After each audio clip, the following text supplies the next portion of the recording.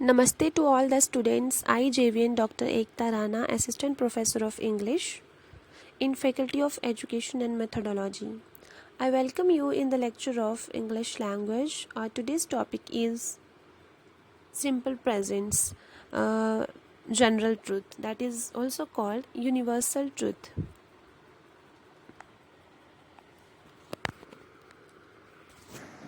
Yes. This I have discussed earlier in our previous session about habitual action. Now we will go through general truth, and we can also call it universal truth, which means the truths, facts which are universally accepted and does not change with time. Okay,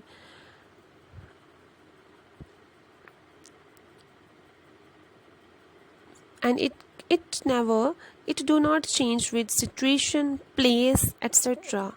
These are the facts which are believed without any doubt. Like we can see, sun rises in the east. This is a universal fact. This is a universal truth. Sun sets in the west.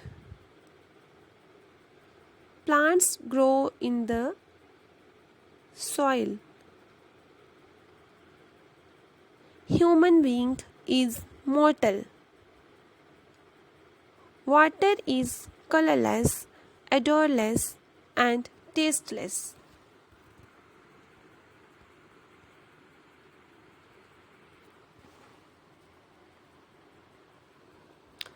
Okay, as we all know that water is colorless, water is odorless, water is tasteless. So this is a fact. This is a universal truth. Change is the law of nature. There comes change. This is the law of nature. This is also truth. Earth rotates around the sun. This is also truth. Windows are not made of wood. This can be truth. This is a fact, but we can't say it is a universal truth. It's a general truth. Caracas is the capital of Venezuela. It is a general truth. The universal truth is that we can't change it, but the general truth is it can be changed. Windows can be of something else, can be of iron also, and it can be of only glass. But here it is written and that windows are not made of wood. It can be, earlier it was. Okay, and we can also say that universal truth would be a truth that applies to all the places and all things. Many use it as applies to all people. A common example people tend to try and fit as universal truth are their ethics. There are some other examples like the President of the USA lives in the White House. The adult human body contains 206 bones.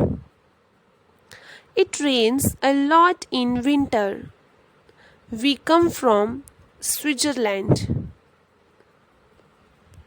If one is coming from Switzerland, he says that we come from Switzerland. A Queen of England lives in Buckingham Palace. A dog has 4 legs.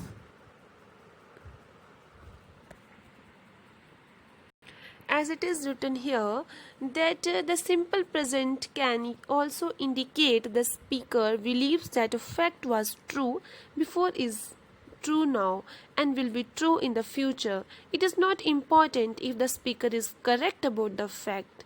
It is also used to make generalization of people or things. Like the examples are written here. Okay. Thank you for today's session.